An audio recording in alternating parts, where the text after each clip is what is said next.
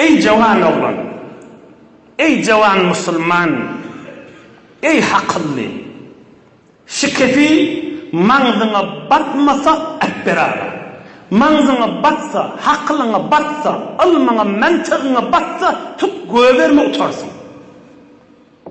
Haysi kep, ine şikep.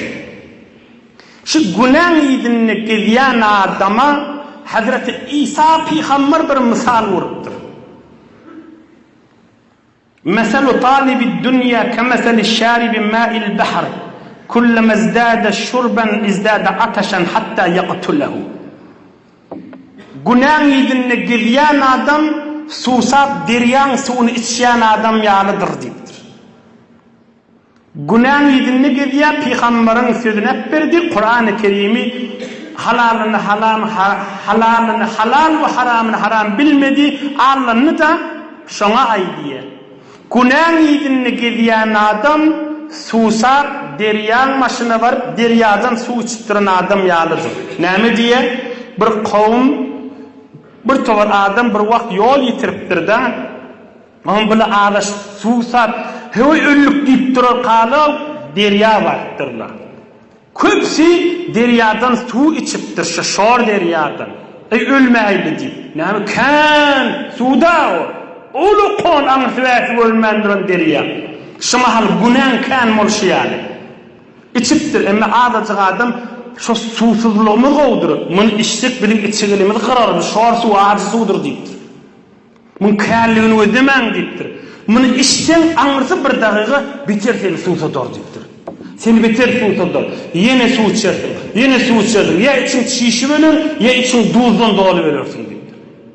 Ay hazır susuzluğumuzda cıdaylı deyip anırarak gidip yeri qadıp kuydun suyucu su çıkarıya hay gönüllük deyip şondan meşiklerini doldur yerler, o şondan uğurlarını hamir ediyorlar, o şondan qaza nahar pişiriyorlar, böyle salim maliye. Az su, suyucu su iki dünya abatlık sudur. Az su, suyucu su iki dünya abatlıktır. Onu içten kanarsın. Ol canki kuydun çıkarmadın ama suyucu su.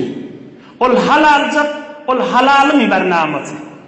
Halal bernama görüyorsun da ağyalıdır. Ama çın hayatı, abi hayattır. Çın zindigi için yaşayışın suuşu. Ben kuyuğalıp, ölüp ahir tapmadılar mı? Halalcak da o. Ama o deryankı görüyorsun da kan içer, öyle kancak yanaktır. Şu günahını etsem et verecek yaldır, yine günahdır. Yine günahdır. Şehir günah etse, heyvani tabiatı doyur mu qadiye önküden meter susu yedi. Qaytay deyin ey yaş oğlan. Ey yaş oğlan. Ey yaş oğlan. Her gelek şu günahını edip öz heyvani tabiatını qandıracak bolye, ama her şu günah tamam bulundan sonra bitir susu yer şu günahı. Yine şu günah yine susu yer. Aynı deryan suyunu çıktıran ya Allah. Günahın izinde geliyen adam.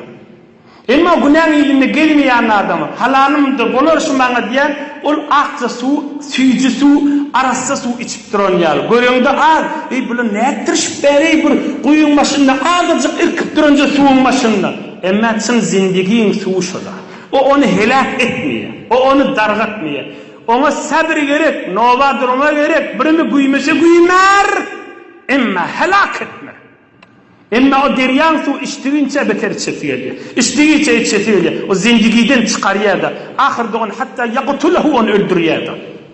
Ama ve kânel mucib vahiden ba'de vahid. O suyucu su içiyorlar kıyığıyor. İçmeyen şu deryadan suyucu su vardı. Ama deryan maşınlar bir tavırlara kulak asmıyordım. Ne biname divoti diye de ulkan su vardı. Bir tovarlarda onu maskaret diye. Ulkan deryan su vaka. Ul kuyun içinde livan suva bir çağırıp tuğdu.